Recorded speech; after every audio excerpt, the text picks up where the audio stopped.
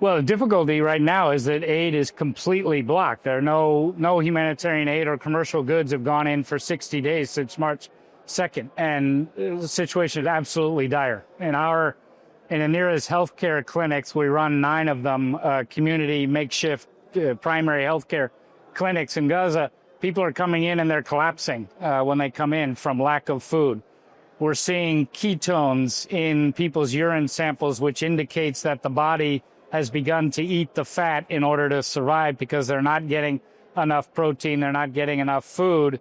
And this is obviously a direct result of restrictions on aid. And as in anywhere in the world, humanitarian law, humanitarian principles, humanitarian practices are that life-saving humanitarian aid to non-combatants needs to be delivered without any political interference from anyone, including, of course, all parties to a conflict. A party to a conflict, in this case, whether it's Israel or Hamas, anyone who is an active participant in the combat, in the conflict, cannot be determining how and where and how much aid gets in. It is our responsibility as humanitarians to ensure that aid goes to where it's needed and does not get diverted for nefarious uses.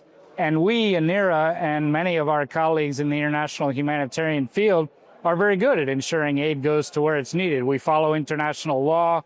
We vet our partners and our donors to ensure that aid is going to where it needs to go. So I believe there's a level of trust that we know how to do our work, and we would just ask that that level of trust be continuously present to allow us to continue to bring in aid, and hopefully soon to have a situation where there's a ceasefire and there's unfettered access to those who need aid and all of the goods that are needed, not just for emergency food provision and other emergency aid, but for recovery and reconstruction is allowed soon.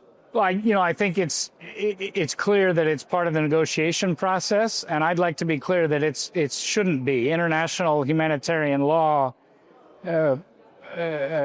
is clear that humanitarian aid cannot be used as a political weapon, and it is clearly being used as a political weapon, a leverage in the negotiations. That's a crime against humanity.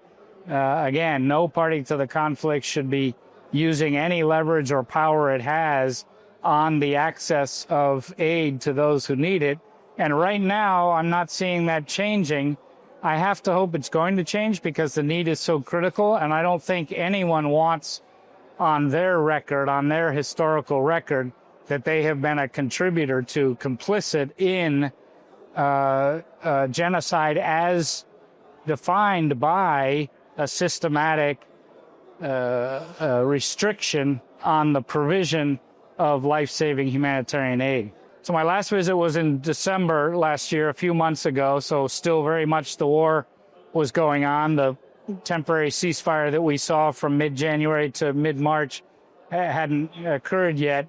And yet I was surprised, even after, at that time, 14 months of war, the Palestinians have now become famous for their resilience, and they're saying enough. We don't want to be resilient anymore. We want to live a normal life. But the resourcefulness, the steadfastness, and the commitment, the drive, the energy still there to build back was there. Our staff and others we met saying we will build back. We are delivering. We are supporting communities. I saw some businesses being built back. I saw some children going back to makeshift schools, some of them that ANERA is running. We were operating in the office that we've been in for 40 years in Gaza City, but the current return to war and the cutoff of aid has me wondering and guessing that we're very much at a breaking point. I think it's very hard to come back, to keep up morale and keep up expectations of being able to survive and to build back if the glimmer of a ceasefire and of increased aid is taken away from you. And that's the situation we're in right now, and we have to get out of that situation if we're going to save not just Palestinians, but Israelis and all of humanity. You know, one of the saddest most tragic, most horrific, and most criminal aspects of this war has been the number of humanitarian aid workers killed, now more than 400, nearly 300 of them in the UN, mostly UNRWA. But ANERA has not been unscathed. We lost a staff member and his young son to an Israeli airstrike last year. Other colleagues, international NGOs have lost staff. Our staff takes a risk every day, but from the very beginning, knowing that the reaction to the October 7th attacks would be fierce, knowing the past wars in Gaza and that this one would be worse, and unfortunately it's shown to be far worse than anything in the past, that they wouldn't be able to wait for the war to stop to deliver aid. So they've been delivering aid as the bombs continue to fall, and it's a risk, but it's a risk that our staff in Gaza, have decided to take from the very beginning. But it's appalling and it's illegal and it's criminal that aid workers, that healthcare workers, that journalists are seemingly targeted again and again and again, and that has to stop.